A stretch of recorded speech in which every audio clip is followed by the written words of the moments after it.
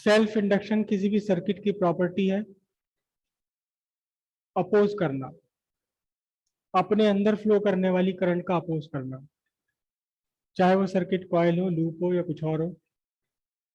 हर electric circuit में ये property होती है।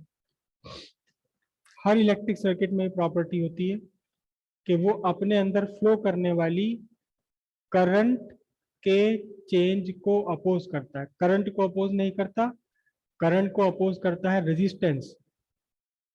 करंट को अपोज करता है ओमिक रेजिस्टेंस।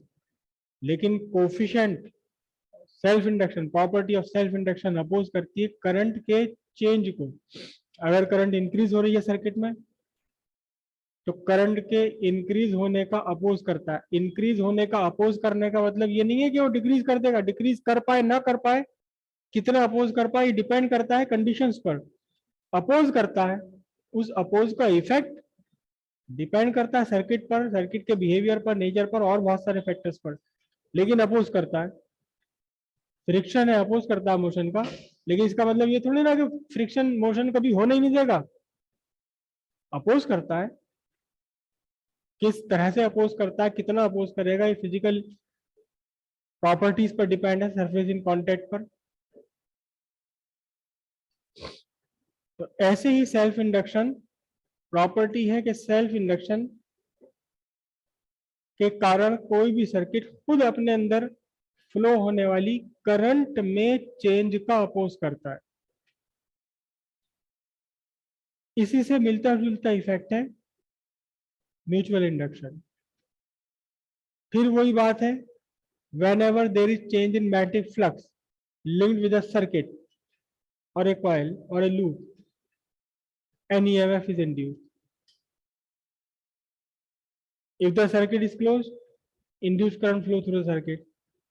और इसी के साथ ये तो फेराडे लॉ होगी, और इसी के साथ जब लेंज लॉ हम जोड़कर बोलते हैं तो क्या कहेंगे, the direction of induced EMF and the direction of induced current is such that it always oppose the cause of its induction. कई जगह वर्ड लिखा हुआ प्रोडक्शन, प्रोडक्शन कुछ नहीं होता, इंडक्शन होता है। अपने ही जिस कारण से वो इंड्यूस हो रहा है उसी कारण को अपोज करता है।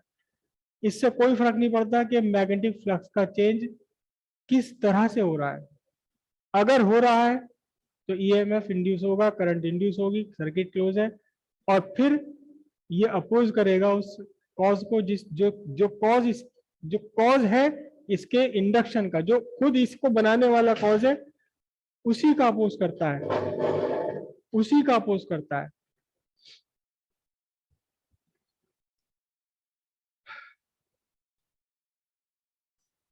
तो यहीं से एक फिनोमेनन और निकल कर आता है जिसे हम बोलते हैं म्यूचुअल इंडक्शन।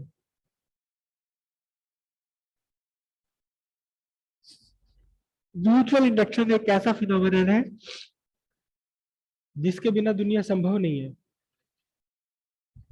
क्या है म्यूचुअल इंडक्शन? आपने दो कॉइल्स ली है, अब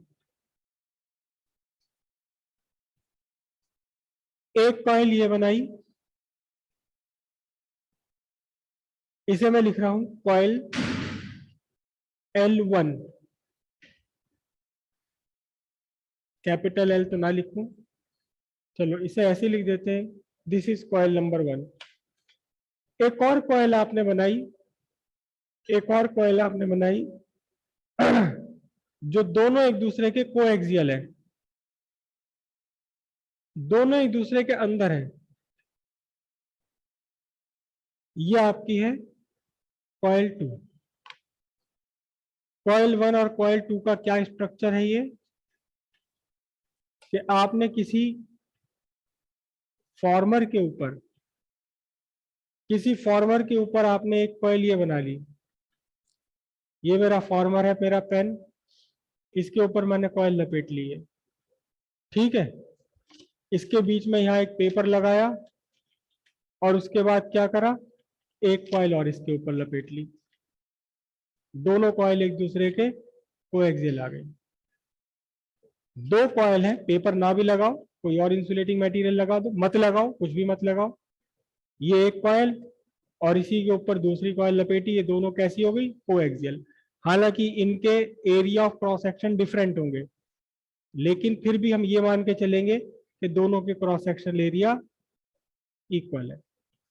ऐसा भी पॉसिबल हो सकता है कि दो तार आपने एक साथ पकड़ लिए, जैसे ये देख लो, दो तार मैंने एक साथ पकड़ रखे हैं रे, और दोनों तार एक साथ आप लपेटते चले गए। अब यहाँ पर चार सिरे निकल कर आ गए, दो कॉइल के सिरे निकल कर आ गए, दोनों का क्रॉस सेक्शनल एरिया बिल्कुल एक जैसा। तो अब क्या होने वाला है,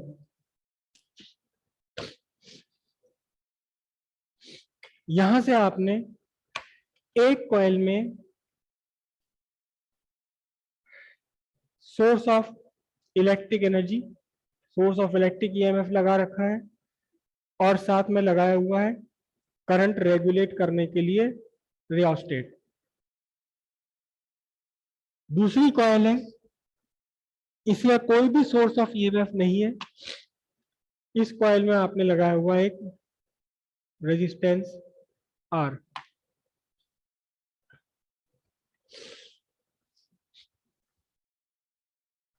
आपने इस रियोस्टेट की हेल्प से कॉइल 1 में पास होने वाली करंट को चेंज किया। ये कॉइल 1 में पास होने वाली करंट को चेंज किया। कॉइल 1 ने अपना एक मैग्नेटिक फील्ड बना रखा है, किसके कारण? क्योंकि इसमें करंट है, करंट के कारण इसने अपना एक मैग्नेटिक फील्ड बना रखा है। लेकिन आप ध्यान से देखें, क्योंकि दूसरी कॉइल कोएक्सियल है, इसी के बिल्कुल एडजेसेंट रखी हुई है, वही है जहां पहली कॉइल वही दूसरी कॉइल। तो जो भी मैग्नेटिक फील्ड बनाया पहली कॉइल ने, जो मैग्नेटिक फील्ड इंड्यूस किया फर्स्ट कॉइल ने, वो सारा का सारा मैग्नेटिक फील्ड लिंक्ड हो जाएगा। किससे लिंक्ड है? ऑटोमेटिकली लिंक्ड है सेकेंडरी कॉइल से। अगर आपने यहाँ करंट में कोई भी चेंज किया, करंट में कोई भी चेंज किया, तो यहाँ फर्स्ट कॉइल ने जितना मैग्नेटिक फील्ड इंड्यूस किया उसमें चेंज होना है, क्योंकि मैग्नेटिक फील्ड का फॉर्मूला अब भी वही रहना है, magnetic field mu naught N आई। चेंज किया आपने करंट में तो मैग्नेटिक फील्ड चेंज हो गया, मैग्नेटिक फील्ड स्ट्रेंथ चेंज हुई, तो फिर magnetic flux linked with second. Produce तो किया है, इंड्यूस तो किया है पहली वाली कॉइल ने, लेकिन लिंक हो रहा है किसके साथ में? सेकेंड कॉइल के साथ में। एक्चुअली इसका नाम भी ऐसे रखा जाता है, जहां आप करंट चेंज कर रहे हैं, इस कॉइल का नाम लिखा जाता है प्राइमरी, इस कॉइल का नाम लिखा जाता है सेकेंडरी। प्राइमरी कॉइल ने magnetic flux, magnetic field induce किया, लेकिन वो लिंक हो गया किसके साथ? लिंक हो गया सेकेंडरी के साथ लिंक हो गया, जहां एक क्रॉस सेक्शनल एरिया है सेकेंडरी का भी और फर्स्ट का भी, एक टर्न का।